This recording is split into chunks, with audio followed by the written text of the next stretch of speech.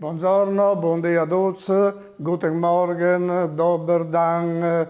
Io non è che sia un poliglotta, però in questa terra non tanto la nuova generazione, ma quella o quelle che ci hanno preceduto, qui parlavano 4 lingue o degli idiomi, ma comunque si capivano perfettamente.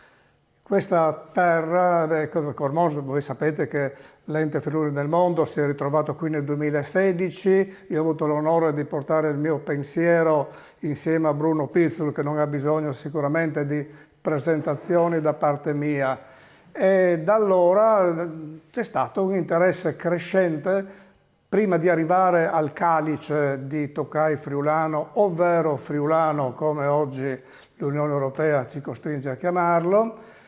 Si parte da dove veniamo, da dove arriviamo, perché questa è una terra veramente di frontiera virgolettata, perché finalmente il concetto di frontiera nel senso di aggressività è assolutamente scomparso. Allora, qui abbiamo detto c'è una popolazione che ha visto diverse bandiere, diverse frequentazioni, un po' che arrivavano dal nord, molto dall'impero austro-ungarico, quindi il Contea di Gorizia, eccetera. Quindi partiamo dopo il 1000, 1300, eccetera.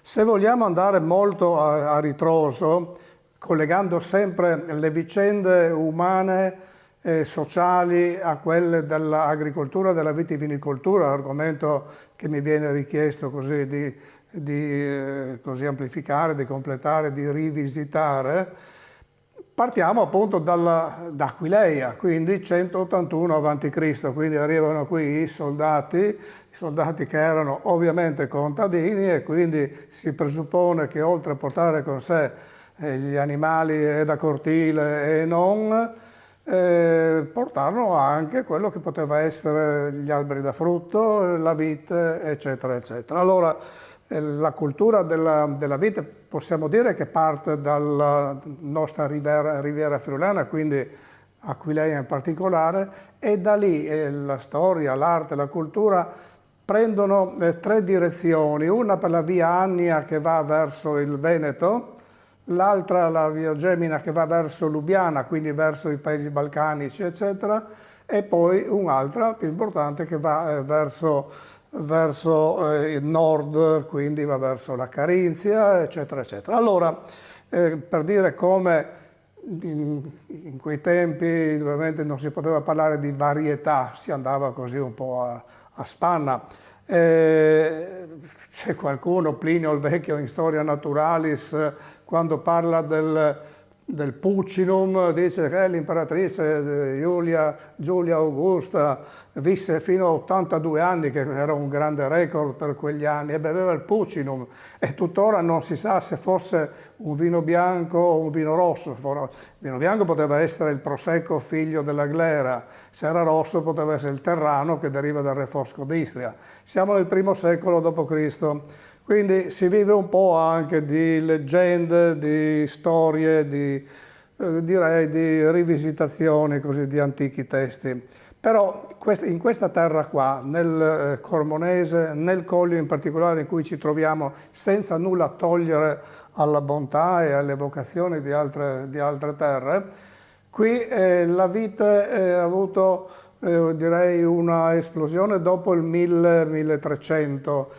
Le prime citazioni di ribolla o ribolla gialla o rebula, diversamente rinominata, se fosse quindi in friulano, in sloveno, quindi ribolla, Ore, Bula, Arbola per taluni, eccetera, si parte dopo il 1300, 1340, eccetera, perché una volta quando venivano qui i regnanti, i nobili, non è che gli regalavano una penna biro o una cravatta firmata, gli regalavano un contenitore di buon vino, quelle erano le usanze. E si va avanti con Ribolla, però le nostre colline hanno una caratteristica: qui si viaggia mediamente da 150 a 270, 300 metri sul livello del mare, quindi c'è una esposizione molto bella, ma il terroir, come dicono i francesi, cui noi rubiamo spesso una terminologia tecnica,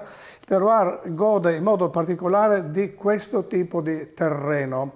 Questo terreno qua, queste si chiamano ponca localmente e sono, per chi mastica un po' di geopedologia, sono delle marne ed arenarie del periodo eocenico medio, quindi delle rocce stratificate dove le varietà a bacca bianca si trovano perfettamente a loro agio sia per la formazione di struttura ma soprattutto di profumi e di aromi. I nostri nonni o i nonni dei nonni, perché sicuramente partiamo da molto lontano, privilegiavano 3 varietà che qui chiamavano Ribolla gialla, Tokai friulano e Malvasia. Fra parentesi mettiamoci un'istriana, ma sicuramente io non posso giurare che fosse autoctona, perché tutti lo sanno che proviene da Morea, dal Peloponneso, quindi dalla Grecia, tramite i naviganti. Per cui qui albergano 3 varietà a bacca bianca in modo particolare. Noi procediamo nel tempo e vediamo che qui la presenza austriaca lascia un po' il segno, perché soprattutto nel periodo dal 1866 alla prima guerra mondiale ci sono molte cose importanti che cambiano. Nel 1866 proprio qui viene fatto il trattato di Cormons, quindi era il 10 di agosto del 1866, dove si decide di dare un po' un taglio fra quello che era diciamo, l'impero austro-ungarico, che arrivava fino al torrente Iudrio, che dista da noi 2 chilometri appena, e quello che invece era il Friuli italiano, che ovviamente godeva dell'influenza veneziana, perché c'è sempre stato Vienna da una parte e Venezia dall'altra, nel bene, nel male. Questo lasciamo un po' anche ad altre categorie di approfondire. E dal 1866 vediamo che in queste terre, che prima erano un po' tormentate perché mancavano i mercati, non si poteva fare l'autoconsumo e basta, si comincia ad avere un canale preferenziale proprio grazie anche alla linea ferroviaria da Trieste e Udine, che poi andava su fino a Klagenfurt, a Vienna, eccetera. Mi dicono che addirittura le nostre primizie partivano ed andavano addirittura anche fino a Varsavia, fino a San Pietroburgo, ed erano delle primizie che potevano essere uve da tavola, uve di ribolla, vini, e potevano essere anche dei frutti, in particolare le ciliegie e le susine dal susino, e che poi per farle durare un po' di più anche le disossavano e le fumigavano appunto con zolfo. Poi questa terra qua viene un po', cambiano tante cose, perché fra il Colle e Burda, che una volta erano intimamente uniti, anche se di lingue diverse, ma qui parlavano tutte le lingue, si capivano perfettamente, dall'attuale Burda, cioè il Collio sloveno, che dista 10 minuti di automobile da qui, scendevano, gran parte degli agricoltori scendevano proprio a portare i propri frutti, i propri prodotti della terra. Cambiano poi, dopo il 1917 le cose cambiano radicalmente. Va però detto che nel 1868, nella qui vicina Villa Russiz, siamo a Capriva del Friuli, tanto per cambiare, c'è il palazzo che era il palazzo stile Windsor, che era di proprietà della famiglia Ritter. I Ritter de Zahony, che avevano poi dei cotonifici importanti, erano poi padroni di mezza Gorizia, fra parentesi chiamata la Nizza d'Austria. Non dimentichiamo che venivano i nobili viennesi, carinziani, eccetera, ben volentieri a Gorizia, che poi magari facessero con il calesse una puntatina a grado perché l'acqua termale era bella, utile, felice, e che il microclima di questa terra, fra Collio, Prealpi, eccetera, fosse anche felice, perché poi una bella mangiata di prodotti locali, quindi gran parte era l'arte della norcineria abbinata ai vini bianchi che dicevo prima, che servisse non poco a rendere amiche queste popolazioni. E vi dicevo che c'è anche il mettere i piedi nella porta da parte dei francesi, cosa molto importante nel tempo, perché con le nozze del 15 febbraio 1868 fra la baronessa Elvine Ritter de Zahony, che era la proprietaria appunto di Villa Russitz, e il Graf, quindi il conte Teodoro de la Tour, cosa si porta questo in dote? Si porta, come tutti, si portano magari prodotti della terra, si porta delle viti, tant'è che pare scontato che la miglior viticoltura bordolese di Borgogna, quindi parliamo dei Merlot e dei Cabernet, ma parliamo anche dei Pinot, bianco, grigio e nero, poi si parlerà di Sauvignon, si parlerà appena nel 1978 diranno che gran parte di quel Pinot bianco in realtà era uno Chardonnay, ma queste cose lasciamoli agli ampelografi, che è una materia abbastanza complicata e ovviamente di settore. E quindi vediamo che oltre alle lingue, da cui il mio saluto di esordio, vediamo che anche l'offerta vitivinicola viene un po' a cambiare. Allora abbiamo Tokai, Ribolla, Malvasia da un lato, abbiamo gli austriaci che dicono ma noi abbiamo il Silvaner Verde, abbiamo il Blaufränkisch o Franconia, abbiamo il Welsch Riesling, che è il Riesling italico, abbiamo il Rhein Riesling, abbiamo il Muscat che è tanto profumato. E quindi c'è questa sana competizione che dura praticamente fino al primo conflitto mondiale. Dopodiché vediamo che i prodotti di origine danubiana cominciano a calare, l'interesse viene meno, ma anche politicamente non c'era interesse di sostenere questa area produttiva, e pian pianino, oltre ai nostri autoctoni, cominciano a prendere piede i francesi. Allora, bellissimo questo libro che scrive Friulani per sempre, comunque siano cambiate un po' le bandiere, e di questo ci parlerà poi una ragazza meravigliosa che è segretaria di questa enoteca, ma anche una poetessa, una scrittrice, una cultrice proprio di queste storie importanti sotto il profilo storico ma anche sentimentale. Il friulano che lascia questa terra qua non può dimenticare quello che gli ha detto il nonno o il bisnonno, ed io sono convinto che chi partì da queste terre, forse prima del 1866, perché il 1800 fu un'annata di grandi migrazioni per noi, ma anche per i veneti in modo particolare, che sicuramente queste tipologie vitivinicole di cui io sto parlando non erano quelle che lui era abituato a ricordare.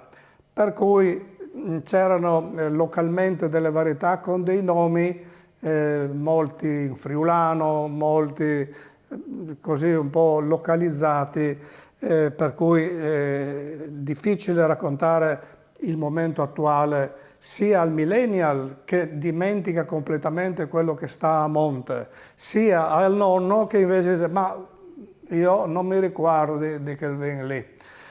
E il motivo è anche un altro, perché voi sapete che l'America, se può mandarci qualche bella rogna, ce la manda ben volentieri, tant'è che ci manda, dopo il 1850, ci manda prima l'Oidio o Malbianco. Se parlate con le signore friulane di tutto il mondo, dice io ho le rose, oppure c'ho il Lauro Ceraso che ha sempre le macchie bianche da Oidio. Poi arriva la peronospora, anche quella tuttora sono due critogame o malattie da fungo che ce le dobbiamo gestire annualmente dal mese di aprile fino al mese di agosto. E poi il grande problema che ci arriva sempre tramite poi, ci arriva la fillossera. La fillossera 1888 ci arriva dal Carso, oggi, io lo dico dal Carso nostrano, ma oggi è sotto la Slovenia, come voi ben sapete. Da lì arriva questa fillossera che altro non era che un afide, chiamiamolo volgarmente pidocchio, che rosicchiava le radici. E lì cominciò a crollare tutta, dal 1888 in poi, tutta la nostra vitivinicoltura. E non si sapeva perché questo collasso delle viti. Io ho qualche notizia che nel 1912 a Gagliano di Cividale e anche a Casarsa della Delizia c'erano dei vivai per far fronte a questa pandemia, però gran parte diciamo nasce dopo il 1920-23, quindi nel dopoguerra. Nel 1930 nascono i vivai cooperativi di Rauscedo e scoprono che il male sta nel piede che sta sottoterra. Allora nel piede bisogna mettere un piede americano. Cos'era questo piede americano? Il piede americano era un, chiamiamolo un ibrido, un resistente, oggi lo chiamano Cover 5BB, SO4, 3309, ce n'è una serie infinita, che resiste perfettamente all'attacco dell'afide e del pidocchio. La parte aerea che è innestata, quella ne è esente. E chi inventò queste cose qua, poi molti si assumono un po' questa paternità, comunque fu veramente vincente perché salvò la nostra vitivinicoltura. Quindi un po' di cambiamenti, andiamo avanti fino al primo conflitto mondiale, quindi abbiamo detto sparisce un po' l'influenza vitivinicola austro-ungarica, austriaca, eccetera, e prende piede un po' la Francia, ma soprattutto l'autoctono. Nelle zone montane, collinari, eccetera, dove magari sopra i 400 metri è difficile fare una viticoltura, direi, tipica del Collio, lì magari la presenza degli ibridi produttori diretti, che i nostri friulani, i Merrecans, poteva servire a salvare senza bisogno di fare trattamenti, quindi non zolfo, non rame, non insetticidi, salvare dagli attacchi, perché erano quindi il Saibe, il Bacò, il Clinton, l'Isabella, che noi volgarmente chiamiamo il fragolino, tanto per capirci, che resistevano da sé, ma non era lì il futuro della nostra viticoltura di qualità, tant'è che negli anni 30 venne emanato a livello del governo mussoliniano proprio un decreto per cui venivano posti al bando per motivi che tuttora vengono un po' contestati, dicevano che erano cancerogeni, però diciamo che qualitativamente non erano all'altezza per competere con gli altri vini di cui stavamo parlando. E arriviamo quindi a superare anche la seconda botta, che è quella del secondo conflitto mondiale. Qui dal 1943 al 1947 cambia tutto. C'è, tornando un po' a ritroso, una ricerca dello storico locale Giovanni Battista Panzera, che poi è presidente dell'attuale Società Cormonese Austria, che ha origini antiche ma viene rinominata tal quale. Dice qui c'è una scuola dove hanno cambiato, senza che si spostasse né la maestra, 7 o addirittura 8 volte bandiera, ma addirittura anche il quadro con il Presidente della Repubblica. Quindi potete immaginare quante realtà politico-amministrative sono passate da queste parti. E allora, vi dicevo, andiamo dopo la guerra. Qui praticamente il taglio del confine porta che 2/3 del Collio vanno ceduti. Dopo la famosa linea Morgan, vanno ceduti 2/3 e sono dei terreni che hanno le nostre caratteristiche, quindi bella esposizione. E questa terra qua, marna arenaria, detta ponca, anche là i medesimi vitigni a bacca bianca come i nostri, senza dire che anche i vini rossi vengono bene, per l'amor di Dio, ma qui almeno l'80-85% è dedicato a varietà a bacca bianca. Un tempo la faceva da padrona al Tokai. Allora, il Tokai la faceva da padrona quando? La faceva da padrona negli anni che seguono la seconda guerra mondiale. Qui c'erano due varietà, Tokai e Merlot, tutto il resto erano briciole, tanto per capirci. Perché? Tokai è bello, buono, idoneo, dava gradazione, era di gradimento, quindi di buona bevibilità, e il Merlot era l'alternativa rossa. Questa situazione qua va avanti sicuramente dal 55-60 fino al 1990. Poi vediamo che cominciano anche a nascere i consorzi di tutela. Il consorzio Collio, per esempio, nasce nel 1964, ma il primo disciplinare a denominazione di origine controllata è del 24 maggio 1968 e disciplina tutto il territorio, quanto, come, le caratteristiche, molto rigido, tant'è che viene seguito a ruota da due zone, le Grave del Friuli o Friuli Grave, quindi parte di Pordenone e parte di Udine, zona ghiaiosa, Gravis, tanto per capirsi, e l'altra era i colli orientali del Friuli, cioè la zona che praticamente ha il suo cuore nell'abbazia di Rosazzo, vai Corno di Rosazzo, Ramandolo da una parte, non dimentichiamo Nimi, Starcento, e torniamo praticamente attraverso Manzano, abbazia di Rosazzo, arriviamo a Corno di Rosazzo, che è la nostra confinante di Rimpetaia, con cui noi si collabora da sempre molto bene anche perché il confine divisinale, quello che fecero gli austriaci per dividere l'impero ex-AU dal Friuli italiano, non è come quello che subimmo noi dopo il 1947, perché oltre il confine le guardie erano i famosi graniciari col parabellum, che se tu sbagliavi di un metro magari una raffica non veniva data al cielo ma magari alle gambe, con tanto di pastore tedesco che seguivano. Allora, dicevo che questa zona qua soffre un po' in questo periodo qua, perché con l'arrivo con la linea Morgan, qui la linea che divide, la Jugoslavia adotta un criterio completamente diverso dal nostro. Il Collio o Borda limita o vieta quello che è l'iniziativa privata in vitivinicoltura, mentre qui scalpitano per poter essere autonomi. Là invece tutto viene portato alla cantina, tutte le uve sono obbligati a portare la cantina di Dobrovo o Castel Dobra, per cui là curavano più che altro l'arte della norcineria, l'accoglienza, neanche parlare ancora quegli anni lì, e poi animali da cortile, molte pesche, susine, ciliegie, eccetera. Quindi due mondi che a distanza di pochi metri erano completamente diversi. Qui si puntava molto sulla proprietà privata, con la scelta di varietà un po' autoctone e un po' francesi, tant'è che comincia pian pianino a crescere il Pinot bianco, il Cabernet Franc fra i rossi, ma soprattutto questo nella fascia pedecolinare, la pianura isontina, le Grave come dicevo prima, e ovviamente nella fascia della Riviera Friulana che oggi viene individuata nella DOC Ania, DOC Latisana e DOC Aquileia.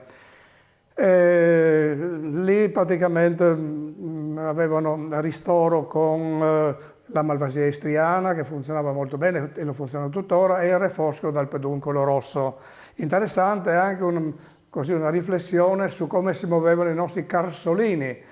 Loro puntavano molto sulla coltivazione della vite di altre culture, anche ortaggi nelle doline. Lì non avevano possibilità, non ce l'hanno neanche ora, di poter irrigare. Allora utilizzavano queste conche su cui la bora buttava questa terra rossa, si creava un franco di coltivazione che consentiva appunto di produrre e produrre anche bene. Le varietà era Malvasia istriana, ma soprattutto erano la Vitosca bianca e il Terrano o Teran, Krasky Teran, che ottiene la denominazione di origine controllata appena nel 1985.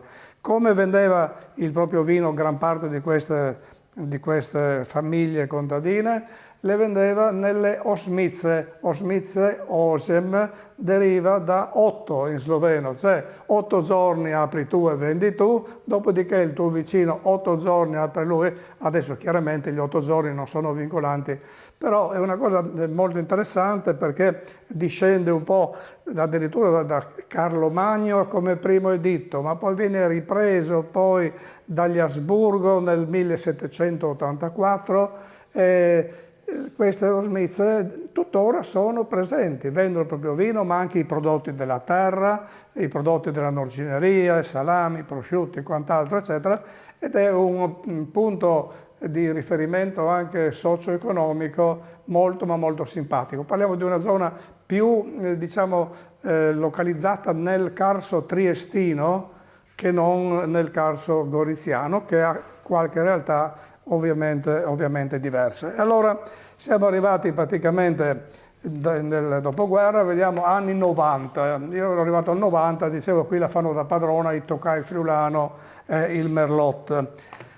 Addirittura pensiamo che del Merlot il Merlot era l'80% delle uve conferite anche alla cooperazione.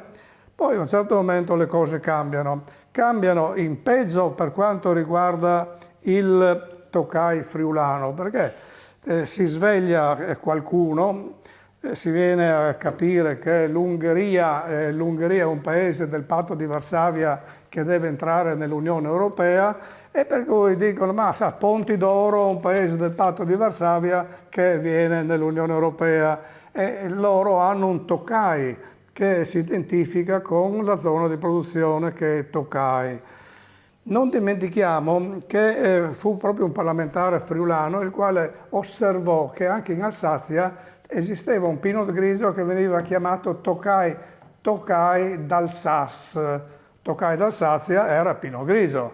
E allora i primi che subirono così questa ritorsione furono proprio gli alsaziani, il che significa che i francesi se la legarono al dito e indubbiamente dietro le quinte ci misero di proprio, perché nel 1993 praticamente nasce una decisione dell'Unione Europea che dice: voi continuate fino al 31 marzo del 2007 a chiamarlo Tokai friulano, dopodiché voi non lo potrete più chiamare, dovete chiamarlo diversamente. Lì nasce proprio una ricerca su un nome alternativo che non fosse una sconfitta totale, e perdiamo il Tokai. Fra parentesi, il Tokai ungherese voi sapete che non è fatto dalle uve del nostro Tokai, che è cugino del Sauvignon, ovvero del Sauvignonaz, è fatto con Furmint, Ars-Levelu e Muscat Lunel, che ampelograficamente nulla hanno a che vedere con la nostra vite di Tokai friulano. Detto questo, ci rimane il nome friulano, noi siamo fieri, ente Friuli nel mondo, per l'amor di Dio mancherebbe solo che ci fossimo così offesi. Siamo offesi però per quello che sta a monte, perché addirittura ai veneti dicono, neanche voi che avevate il Tokai italico, no, Tokai no, italico neanche, lo chiamate Tai. Tai, io non ho mai sentito in Veneto, in una bar, trattoria, ristorante, enoteca, eccetera, uno chiede dammi un Tai, chiedo dammi un'ombra.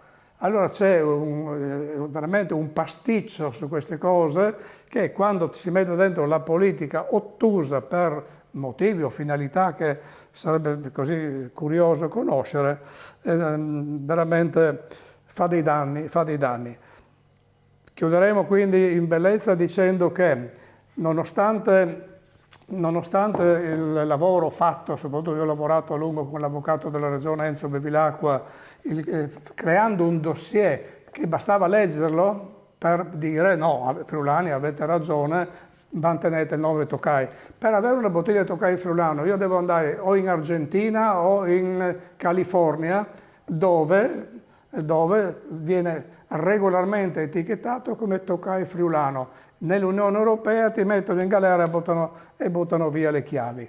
Di documenti ne abbiamo, uno dei più probatori del 1632, anche qui un patto totale, come dicevo prima, non si porta più cravatte o biancheria, eccetera, si porta roba da mangiare o viti rappresentative. E c'è un matrimonio del 1632 della Aurora Formentini, ricordo Paul Fourmin che dicevo prima, la vita che concorre a fare il Tokai, si sposa con Adam Battiani, va in Ungheria, si porta dentro 300 viti di Tokai. Questa è una cosa abbastanza curiosa, che addirittura se ci fosse stato un po' di cattiveria o di perseveranza si poteva dire: guardate che siamo stati noi a portare questo Tokai in Ungheria, tant'è che un enologo, un sommelier, un assaggiatore, se gli metti davanti un bicchiere di Tokai friulano, ora friulano, o di Tokai ungherese, dicono: ma questo qui non c'entra niente, è come il giorno e la notte, sono due cose radicalmente diverse.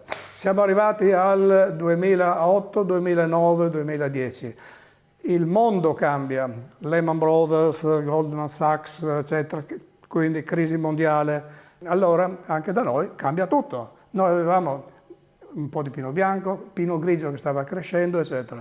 Dopo il 2010, e questo lo dico a quei friulani nel mondo che verranno qui e hanno in mente una caratteristica del Friuli vitivinicolo enoico che non si sono scordati, chiedono e trovano un muro e trovano magari una disponibilità da parte di chi gestisce la ristorazione più per altre varietà che lui magari certe volte non capisce. C'è la crescita esponenziale del Pinot grigio, che agli americani piaceva molto vinificato in bianco, era bianco come la grappa, tanto per capirci.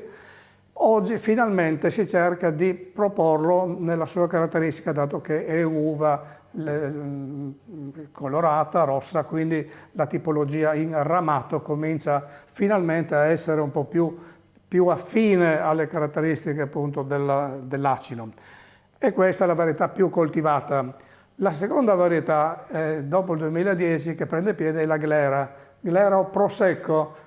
Come ben sanno friulani e triestini in particolare, Prosecco altro non è che il centro di una località nell'altopiano carsico triestino, che ha dato il nome, portando le uve di Glera nella zona di Conegliano Valdobbiadene, ad un vino Prosecco. Perché Prosecco? Perché Prosecco era il nome del borgo, della località da cui nel 1772 presumibilmente lasciò il Carso triestino per andare là.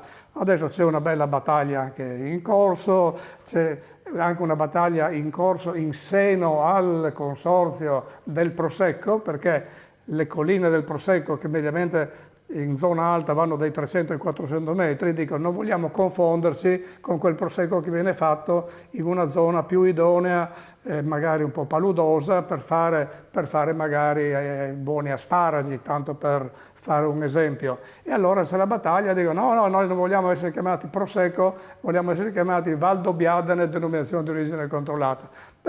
Dove c'è qualcosa che tira, anche in enologia, l'attenzione che è legata alla monetizzazione trascina, e quindi ci sono quelle cose che vengono un po' al pettine. Ultimo e non ultimo, andiamo da dove siamo partiti. Siamo partiti dalla ribolla, vi ricordate che parlavamo 1340, ribolla o rebulla per i sloveni?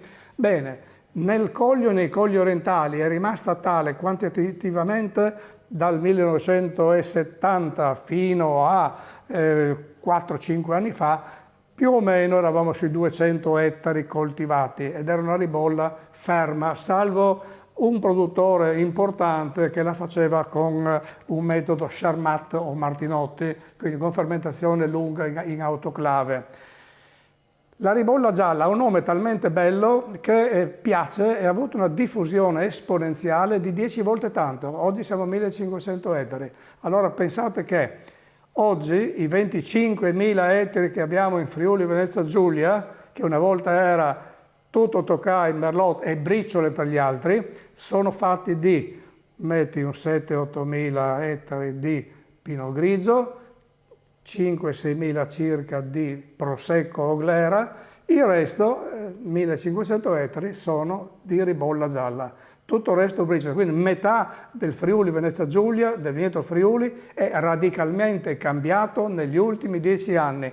Allora, quando il friulano che sta in altre parti del mondo e verrà qui, avrà delle sorprese. È bene che la sorpresa abbia a monte un riferimento storico e una evoluzione o involuzione storica, ma è bene anche sapere che molte cose sono cambiate. Ecco, io vi ringrazio moltissimo della vostra attenzione, della vostra pazienza. Buona giornata a tutti.